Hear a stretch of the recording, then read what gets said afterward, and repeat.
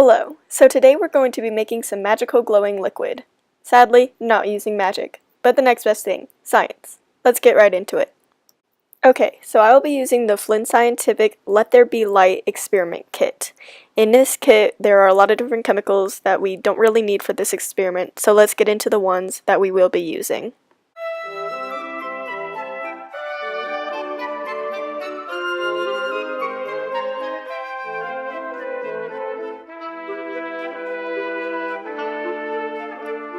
Now we can start our prep for solution A, which consists of the luminol, the 5% sodium hydroxide solution, and the distilled water in one of our 500 milliliter beakers.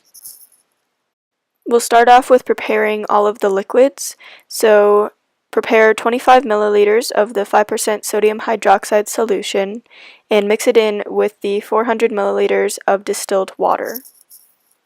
Once you have all of the liquids combined, we can start measuring out the 0.1 grams of luminol, and then after we have that measured out, we can go ahead and pour it into the liquid solution. Once we have solution A set and prepped, we can go ahead and move on to solution B, which contains potassium ferrocyanide, hydrogen peroxide, and the distilled water in our second 500 milliliter beaker. Again, start off with mixing all of the liquids together, so the hydrogen peroxide 7 milliliters and the distilled water 400 milliliters. Once you have all of the liquids mixed together, we can measure out the potassium ferrocyanide at 0.4 grams and go ahead and mix it in with the liquid solution. Once you have finished both solutions, you should get two beakers that end up looking like this. Once you have these two beakers, then we can move on to mixing them together and creating our magical glowing liquid.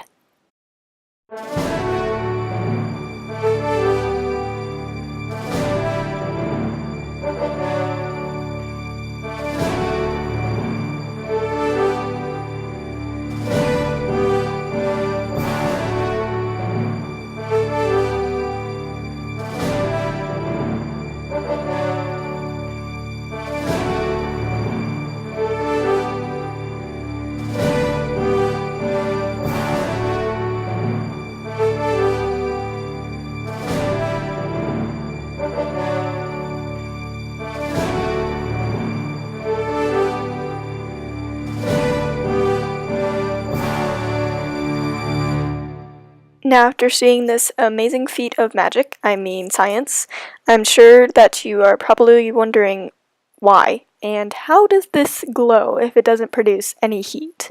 Well, let's get into the scientific reasoning behind why this magical liquid glows.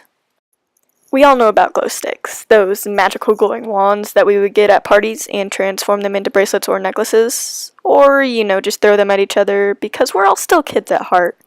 Have you ever wondered why these magical sticks create light that allow us to still hold them? Well, there's no magic in these sticks, sadly, but there is science. To be more specific, the science of chemiluminescence, which we have experienced in the experiment that we just created. The experiment that we performed earlier is a little bit different than the reaction that we see in glow sticks. However, that does not make it any less interesting. The two main reactors within this experiment were the luminol and the potassium ferrocyanide. When these two chemicals are mixed together, they are the ones to create the glowing effect. When luminol mixed in an alkaline solution comes into contact with iron, the luminol oxidizes, creating a chemical reaction where a photon of light is released from a molecule of luminol in a complex process.